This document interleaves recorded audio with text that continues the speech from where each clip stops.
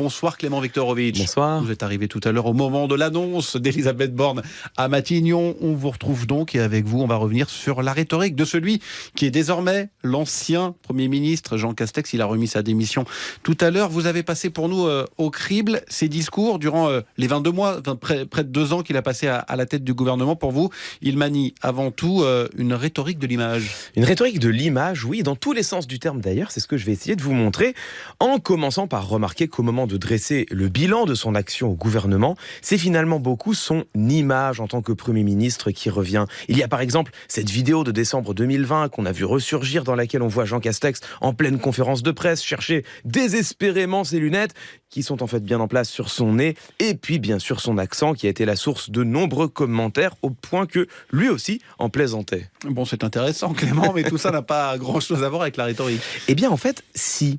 Parce que certes, les exemples que je viens de prendre sont largement indépendants de la volonté de Jean Castex, mais ce serait oublier un peu vite que lui-même s'est plu à se mettre en scène avec un peu de distance, voire d'autodérision. Par exemple, quand il répond au téléphone dans un centre de vaccination pour enregistrer un rendez-vous de sa propre voix, ou encore pour inaugurer le train de nuit Paris-Nice. Il y a 2 personnes, hein, c'est ça, madame? Alors lundi à 15h15, lundi 18, madame. Je vous souhaite la bienvenue à bord du train Intercité de nuit numéro 5773 à destination de Nice-Ville.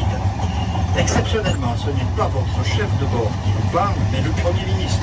En termes de communication, ces mises en scène sont à la fois très classiques et pas totalement anodines. Elles visent à renvoyer une certaine image d'un responsable politique, si possible cohérente avec celle dont il bénéficiait déjà, en l'occurrence une impression de proximité et d'authenticité. En rhétorique, jouer sur l'image que l'on renvoie, c'est ce que l'on appelle travailler son ethos. Est-ce que ce travail peut passer aussi par le discours ? Eh bien oui, justement. La manière dont nous parlons détermine en partie l'impression de nous-mêmes que nous projetons. Et c'est ici que l'on rencontre un intéressant paradoxe. Pour Jean Castex, travailler son image est passé notamment par le fait d'employer des images. Au fil des mois, il nous a proposé de très nombreuses métaphores. Ce qui bouge, madame, c'est le virus. Vous savez, il est un peu imprévisible. Il nous fait des cadrages débordements, comme on dit au rugby. Ne cherchez pas à juger notre stratégie vaccinale qui va prendre plusieurs mois. On ne juge pas un match qui va durer 90 minutes à la 2e seconde. Le virus galope et vous tirez sur le frein à main.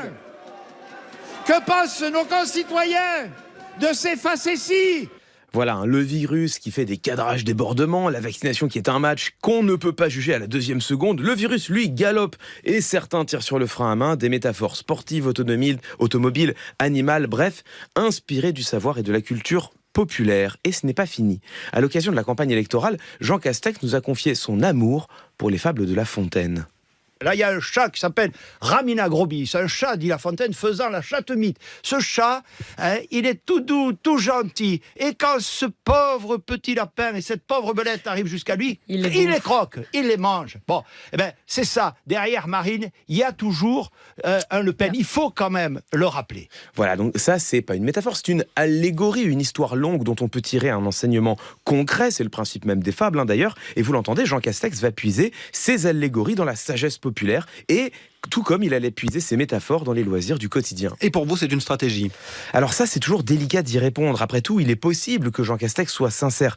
Mais on ne peut pas s'empêcher de remarquer également que dans sa communication, tout converge. Sa manière d'être, de se mettre en scène, sa communication et même donc ses métaphores renvoient l'image d'un homme simple, proche du peuple. Un homme que peut-être il est réellement. Mais cela a pu parfois nous faire oublier qu'il est également un énarque, haut fonctionnaire, grand serviteur de l'État sous le quinquennat de Nicolas Sarkozy, qui a appliqué avec méthode et efficacité la politique d'Emmanuel Macron. Qu'elle soit authentique ou non, en politique, la simplicité est parfois la plus redoutable des habiletés. Clément Viktorovitch, entre les lignes.